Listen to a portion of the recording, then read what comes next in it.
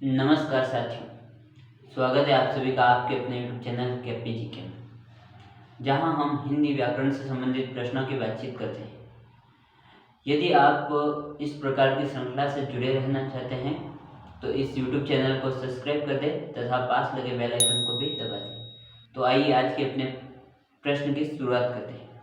तो आज की अपना प्रश्न संख्या है 6।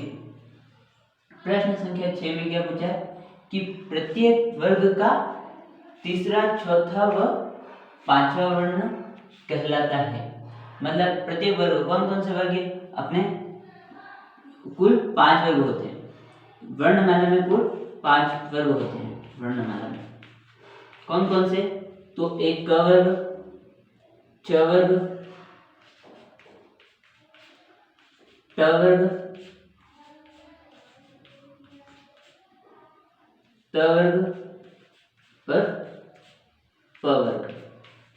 ये कुल कितने? 5 वर्ग हो गए। क में क, ख, ग, घ, ng, छ में छ, ज, ज, य, ट में ट, ठ, ड, ढ, न, और त में त, थ, द, ध, न, और प में प, फ, ब, भ, म। ये कुल 5 वर्ग है। इसमें कुल 25 वर्ण शामिल किए जाते हैं। इसे पहला वर्ग कहेंगे। पहला वर्ग, इसे दूसरा वर्ग, इसे तीसरा वर्ग, और इसे चौथा वर्ग, और इसे पांचवा वर्ग। इस प्रकार से कुल कितने? 5 वर्ग हो गए। हमें प्रश्न में क्या पूछा है? प्रत्येक वर्ग का तीसरा, चौथा व पांचवा वर्ग क्या कहलाता है? ये देखिए, ये और ये तीनों वर्ग को इनमें से क्या कहेंगे? सघोष वर्ण कहेंगे, या फिर अघोष वर्ण कहेंगे, या फिर अल्प प्राण वर्ण कहेंगे, या फिर महाप्राण वर्ण कहेंगे। तो अपना उत्तर क्या होगा इसमें? ये हमें पता करना है। तो देखिए, सबसे पहले तो क्या कि घोष। घोष का अर्थ क्या होता है?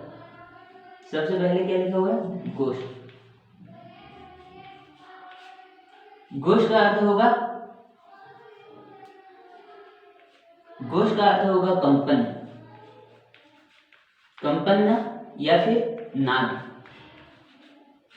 घोष का अर्थ क्या होगा? कंपन होगा या फिर नाद होगा।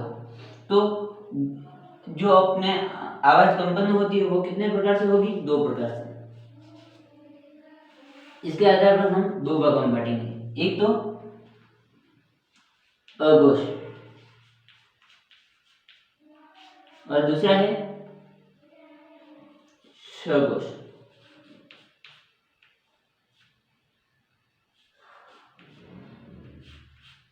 ठीक है, 2 भागों में बांट दिया। नाद या कंपन के आधार पर 2 भागों में। एक तो बांट दिया अघोष और दूसरा है सघोष। तो हमें याद कैसे रखना है? पहले ए 2 बार तो ए, फिर जी जी जी। हम बोलते हैं ए जी, तो ए 2 बार और 3 बार जी जी।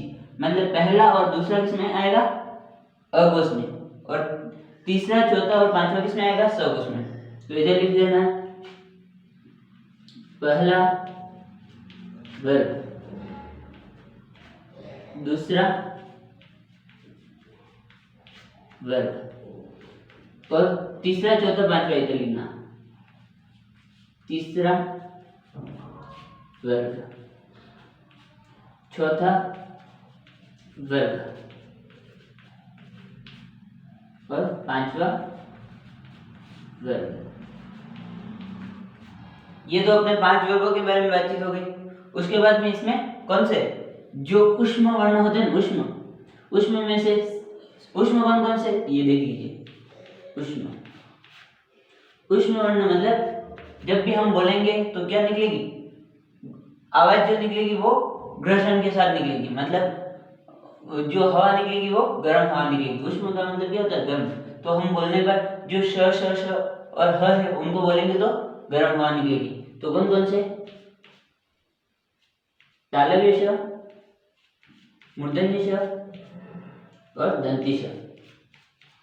तालव्य श, मूर्धन्य श और दंती श के साथ में ह। ये क्या है? ऊष्म वर्ण है। तो इनमें से ह को छोड़ देना है, और जो 3 बचे वो इधर होंगे। कौन सा? तालव्य श, मूर्धन्य श और दंती श। और उसके सिवाय जो ह बचा वो इधर लिखना। ह के बाद में ये तो ऊष्म वर्ण हो गए। ऊष्म के बाद में क्या होंगे? ऊष्म वर्ण के बाद होंगे अपने अंतस्थ वर्ण। अंतस्थ वर्ण कौन कौन से? तो अंतस्थ वर्ण, अंतस्थ वर्ण में कौन कौन से शामिल होंगे? तो ये तो हो गए ऊष्म। ऊष्म के बाद अंतस्थ। अंतस्थ का मतलब क्या है? हम जब भी इन स्वरों का इन व्यंजनों का उच्चारण करेंगे तो जो हवा होगी वो ग्रसन के साथ या फिर बाहर आएगी, वो मतलब बाहर इतनी कंपन नहीं करेगी। मतलब य, र, ल और व, ये जो वर्ण है ये क्या है? ये सभी अंतस्थ वर्ण है। तो जो अंतस्थ वर्ण है वो भी इसमें ही शामिल होंगे, प्लस अंतस्थ। ये कितने हो गए? पहला वर्ग में 5 वर्ण और 5, 5 और 5 10 और 3 13 हो गए। 13 ये हो गए। ये कितने हो गए? 15 तो ये हो गए, 16 और 4 20 हो गए। अब कितने बाकी? 31 होने चाहिए इधर। तो इसमें और क्या शामिल कर देंगे हम? जो स्वर है वो भी इसमें शामिल कर देंगे। तो कितने हो गए? 31 हो गए। 20 तो पहले हो गए और 11 स्वर, तो ये कितने हो गए? 31। तो इनमें से देखिए अपना प्रश्न क्या पूछा है कि पहला, तीसरा, चौथा व पांचवा वर्ण। तो इसमें आ रहा है तीसरा, चौथा व पांचवा वर्ण। तो तीसरा, चौथा, पांचवा इसमें शामिल हो रहा है। तो इसका उत्तर क्या हो जाएगा अपने? किसमें? सघोष में शामिल है। तो सघोष जो है वो अपना उत्तर हो जाएगा। तो उत्तर नंबर अ क्या हो गया अपना? सही हो गया। घोष या कंपन के आधार पर कितने भागों में बांटेंगे? 2 भागों में, अघोष और सघोष। अघोष में मतलब इन्हें याद रखने के लिए हमें याद रखना है ए और जी 3 बार। फिर अघोष में ए मतलब अघोष, ए मतलब अघोष, जी मतलब घोष। घोष भी कह सकते हैं। जो सघोष है इसको क्या कह सकते हैं? तो घोष भी कह सकते हैं, घोष वर्ण भी कह सकते हैं। ठीक है, याद रखना। जी मतलब घोष, फिर से जी का मतलब घोष और फिर से जी का मतलब घोष। ये क्या है? पहला वर्ग, दूसरा वर्ग, तीसरा वर्ग, चौथा वर्ग, पांचवा वर्ग। जो वर्णमाला है उसमें कुल 5 वर्ग है। उनमें से पहला, दूसरा तो शामिल होगा अघोष में, तीसरा, चौथा व पांचवा जो वर्ग होगा वो शामिल होगा सघोष में या घोष में। तो पहला वर्ग, दूसरा वर्ग। उसके सिवाय जो ऊष्म वर्ण है उनमें से पहले के 3 मतलब तालव्य श, मूर्धन्य श और दंती श, ये तीनों किसमें शामिल होंगे? तो ये होंगे अघोष में। उसके बाद जो सघोष या फिर घोष वर्ण है उनमें कौन कौन से? तीसरा, चौथा और पांचवा वर्ण शामिल होगा। उसके सिवाय जो ह बचा वो भी सघोष में शामिल होगा और ह के सिवाय जो अंतस्थ वर्ण है वो भी सघोष में शामिल होंगे और उसके सिवाय स्वर है वो भी सघोष में शामिल होंगे।